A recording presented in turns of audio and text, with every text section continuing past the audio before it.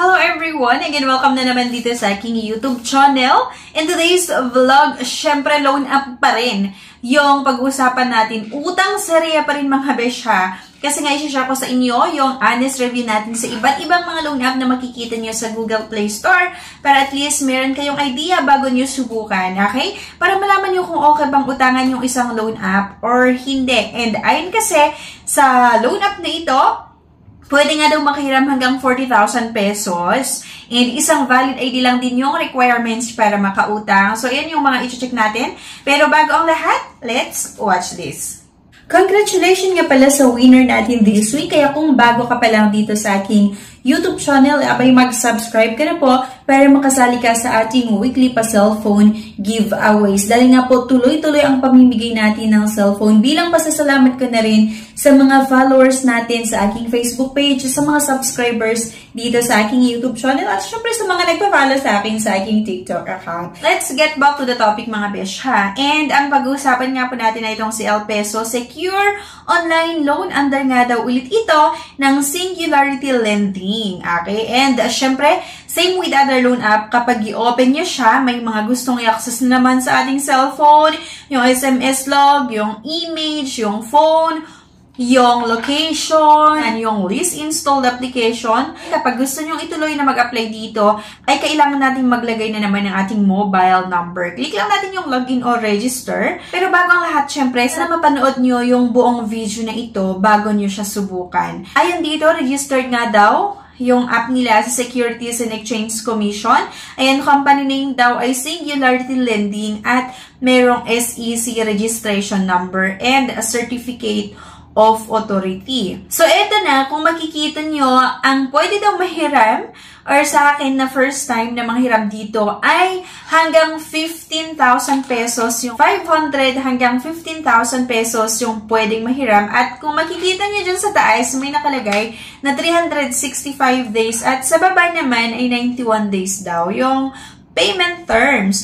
Same with other loan app na kailangan yung sagutan yung personal information, yung kompletong pangalan, kung saan kayo nakatira, at dapat din po maglagay kayo ng personal references or yung pwedeng matawagan nila kapag hindi kayo matawagan. And usually kasi kapag personal references, ayan, kapag hindi matawagan si borrower talaga, yun yung mga tinatawagan ng iba't ibang mga loan app.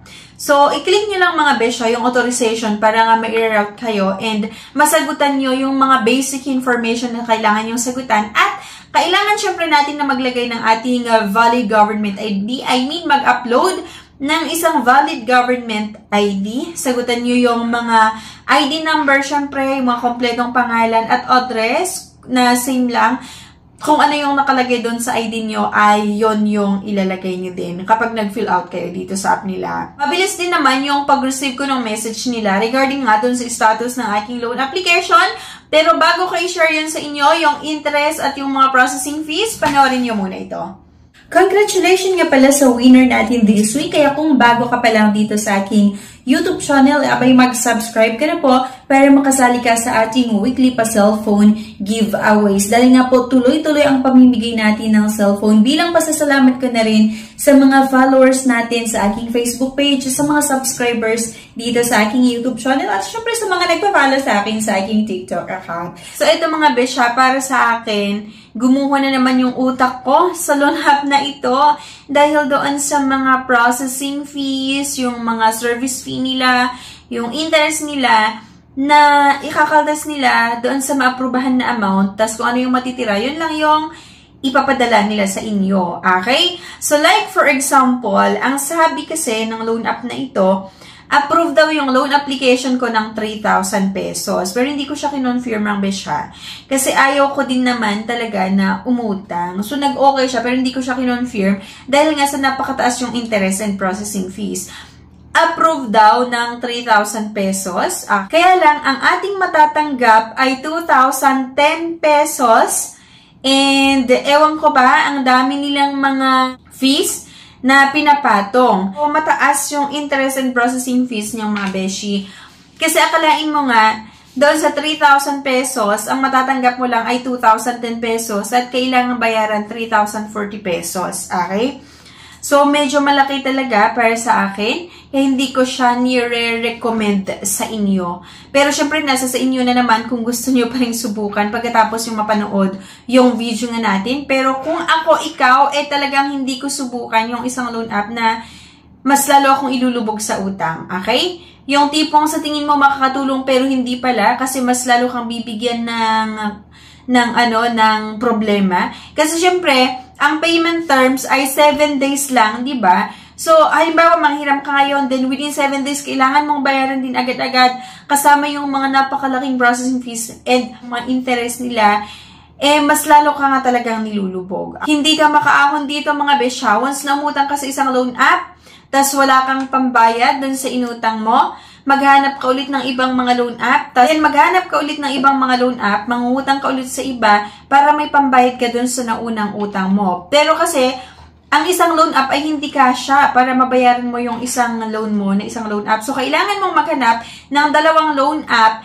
para mabayaran yung utang mo dun sa isang loan app. And, nakabayad ka nga dun sa isa, pero ngayon, meron ka ng dalawang utang. Meron ka ng utang sa dalawang loan app. And then, kapag wala ka na namang pambayad, within 7 days, doon sa dalawang loan app na inutangan mo, maghahanap ka ulit ng 3 o 4 na loan app para mabayaran yung dalawang loan app kung saan may pinagkakautangan ka. So, ganun lang yung rotation hanggang sa dumami ng dumami, hanggang sa mas lalo kayong malubog sa utang. Okay? Kaya please lang ha, huwag niyong subukan na nag-try na sa iba't ibang loan app. Lalo kapag napakataas yung interest, yung mga processing fees, or yung mga service fee na talagang kinakaltas nila. Okay? Kasi sabi ko nga, instead na makatulong sa inyo, mas lalo kayong mamumroblema at mas lalo kayong malulubog sa utang. At marami talaga yung mga nagme-message sa akin ng problema nila ay yung mga loan app nga, kasi nalulong sila or sobrang marami na silang inutangan na loan app at talagang yung mga loan app na ito ginugulo sila pati sa kanilang trabaho. Marami silang natatanggap na text messages, yung mga hindi dapat matanggap na message, yung mga hindi magandang pag-message or yung mga hindi magandang message, yung mga pananakot, ay natatanggap ng iba't ibang mga borrower na talagang na-fall sa ganitong pautangan online. Okay? So, hindi ko nire-recommend para sa akin. Interest and processing fees ay napakataas. Kaya hindi ko siya nire-recommend sa inyo. Pero syempre, sabi ko nga, nasa sa inyo pa rin kung gusto niyo subukan na umutang sa iba't ibang mga loan app. Pero, please lang, kung mayroon naman tayong option ibang mahiraman like yung kapamilya, kaibigan, or mas maganda pa nga sa 5-6 na utangan nyo kaysa sa loan app. Okay? So, at least kasi ang 5-6 talagang makakaintindi naman sila pag wala kayong pambayad ngayon, tapos sabihin nyo bukas or sa susunod na araw, naiintindihan nila kayo. Pero pag loan app talaga, lalo kapag nilagay mo yung mga contact number or yung mga personal references mo, and sa pag-apply nyo din kasi diba nakukuha nila yung mga number, at lalo pa, kung nilagay mo yung Facebook page mo, abay talagang wala kang maasahan na ano.